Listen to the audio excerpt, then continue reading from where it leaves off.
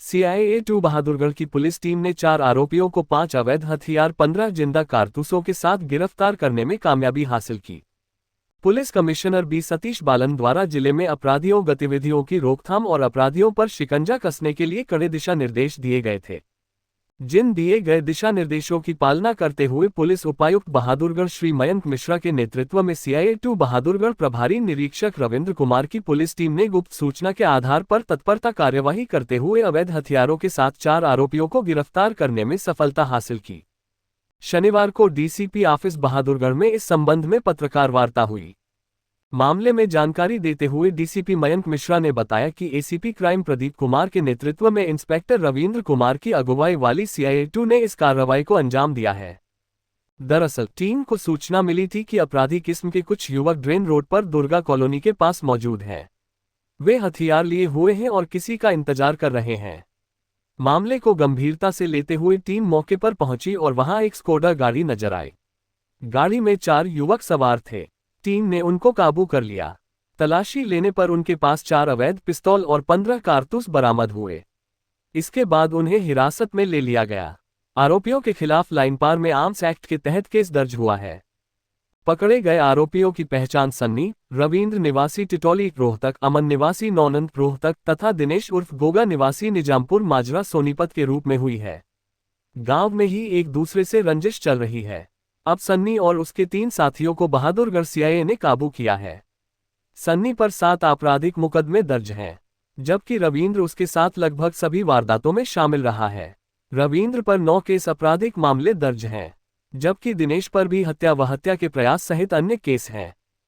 Police ने सन्नी को 4 दिन के पुलिस रिमांड पर लिया है। ये सभी बदमाश बहादुरगढ़ इलाके में भारी मात्रा में हथियार लेकर किससे और किस मकसद से मिलने आए थे, इसका खुलासा पूछताछ के दौरान हो पाएगा। पूछताछ में वारदातों और हथियारों के बारे में भी अहम सुराग लगने की उम्मीद है। प्रारंभिक तौर पर सामने आया है कि सन्नी और उसके साथियों द्वारा कुछ समय पहले एमपी से हथियारों की खेप लाई गई थी। इनमें से काफी हथियार रोहतक और झज्जर की पुलिस बरामद कर चुकी है। बीती रात करीबन 3 बजे आसपास हमारे सीआईए 2 टीम को, जो इंस्पेक्टर रविंदर लीड कर रहे हैं, और एसीपी क्राइम जो हमारे प्रदीप हैं, इनके नेतृत्व में एक बहुत बड़ी सफलता हासिल हुई है। इस सफलता में हमें 5 वेपन जो हैं वो रिकवर हुए हैं और करीबन 15 राउंड्स बरामद हुए हैं। ये जो व्यक्ति हैं, ये 4 व्यक्ति जिनको हमने मौके पे सूचना के बेसिस पे तलाशी लेके जब चेक किया तो इनके पास से हमें ये जो हथियार और कारतूस मिले हैं। ये जो चारों व्यक्ति हैं, ये एक खुद की गैंग बना रखी थी इन्होंने, और ये गैंग के जो 2 सदस्य, जो 4 व्यक्ति हमने काबू किए, उसमें से 2 सदस्य रिटोली गांव रोहतक के रहने वाले हैं। और ये जो है चारों एक बड़ी वारदात को अंजाम दे सकते थे, जो इनको समय रहते बहादुरगढ़ पुलिस ने काबू किया है, सीपी बहादुरगढ़, सीपी झज्जर श्री सतीश बालन जी के नेतृत्व में। मेन गैंगस्टर कौन है सर? इसमें मेन जो व्यक्ति है वो सनी नाम का व्यक्ति अभी तक की जांच में आया है, और जिसका हमने रिमांड भी लिया है और हमें 4 दिन की रिमांड कोर्ट द्वारा मंजूर की गई है। ये सनी पे पहले भी आपराधिक मुकदमे दर्ज हैं और इसके ऊपर इससे पहले 7 आपराधिक मुकदमे का रिकॉर्ड हमें हासिल हुआ है। इसके साथ में एक और बड़ा व्यक्ति जो इसके साथ सारे क्राइम में साथ देता था, वो रविंदर नाम का व्यक्ति है। वो भी इसी के गाँव रिटोली का है, और रविंदर पे भी 9 मुकदमे दर्ज हैं, जिसमें ज़्यादातर मुकदमे जो हैं वो अटेम्प्ट टू मर्डर के दर्ज हैं। बाकी 2 कौन है सर? इसमें बाकी 2 व्यक्ति, एक दिनेश उर्फ गोगा है जो कि निजामपुर माजरा सोनीपत का रहने वाला है, और एक अमन है जो नौनंद जिला रोहतक का निवासी है। तो ये जो दिनेश उर्फ गोगा है, इस पर भी पहले मुकदमे दर्ज हैं, जिसमें मर्डर के भी मुकदमे शामिल हैं। तो कैसे गिरफ्त में है सर? कोई वारदात को अंजाम देने के लिए जा रहे थे? कहाँ से आ रहे थे?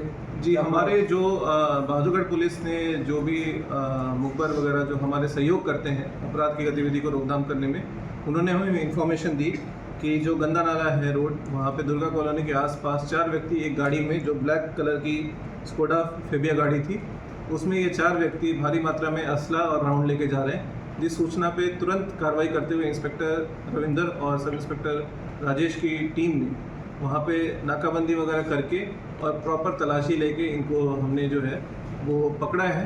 और इसमें हमारे एसीपी क्राइम श्री प्रदीप साहब का भी काफ़ी इम्पोर्टेंट रोल रहा है। जो रात के भी टाइम में उन्होंने काफ़ी एक्टिवली इसको परस्यू किया और हमने अभी तक की इन्वेस्टिगेशन जो है काफ़ी जल्दी कंप्लीट की है। और क्योंकि हमें और पूछताछ करनी थी और एक बड़े रैकेट का इसमें खुलासा करना है, तो इसीलिए हमने एक व्यक्ति सनी उसका 4 दिन का रिमांड हासिल किया कोर्ट से। बाकी का रिमांड नहीं लिया सर?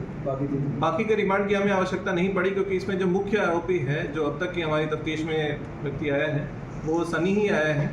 और हमने अलग अलग भी पूछताछ की है और सनी से हमें और भी काफ़ी जानकारी की आशंका है और हम ये उम्मीद कर रहे हैं कि हो सकता है कि कुछ और भी वेपन जो है वो सनी हमें रिकवर कराए during the remand period. Sir भाव के विरोधी हैं सर?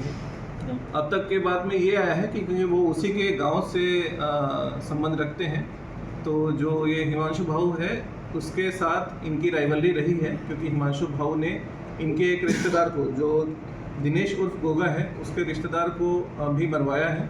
और सनी जो है, जिस समय हिमांशु भाऊ ने एक फायरिंग कराई थी बेरी में पिछले साल में, उसमें सनी मौके का गवाह भी है और उस वक्त जो है टारगेट भी था सनी, जिस पे फायरिंग कराने के लिए हिमांशु भाऊ ने अपने बंदे सेट किए थे।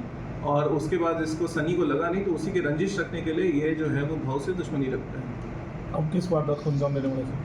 ये अभी हम पूछताछ कर रहे हैं कि इनका क्या प्रॉपर मकसद था, लेकिन अब तक तो ये ऐसे तैयार थे सारे कि कोई भी व्यक्ति जो कि हिमांशु भाऊ गैंग से संबंध रखता हो या उसका कोई एसोसिएट हो या उसका कोई इमदादी हो, ये किसी पे भी अटैक कर सकते थे, जो अब तक की जानकारी में आया है। तो ये हमेशा अपने साथ इतने हथियार साथ लेके घूमते थे और इसको हमने बड़े ही तत्परता से कार्रवाई करते हुए काबू किया है और हमने एक बहुत ही इसमें एक वारदात होने से बचाया है। और हम उम्मीद करते हैं कि इस रिमांड पीरियड में हमें और भी खुलासे होंगे, जिससे कि हम इस शहर को और पूरे हरियाणा को सुरक्षित रखेंगे। वेपन किस तरीके के? ये वेपन जो है वो जनरली देसी कट्टे हैं और जो अब तक हमें इंफॉर्मेशन आई है, ये वेपन जो है वो मध्य प्रदेश से प्रोक्योर किए गए थे और भारी मात्रा में वेपन प्रोक्योर किए गए थे। और कुछ वेपन जो हैं जो इन्होंने लाए थे वो रोहतक पुलिस ने भी पिछले किसी और मुकदमे में रिकवर किए हैं। तो ये टोटल में काफ़ी ज़्यादा वेपन लाए थे और अलग अलग मुकदमे में काफ़ी वेपन रिकवर हो चुके हैं और हम उम्मीद करते हैं कि रिमांड पीरियड के दौरान भी हम कुछ और वेपन रिकवरी कर सकेंगे या कुछ राउंड रिकवर कर पाएंगे। सर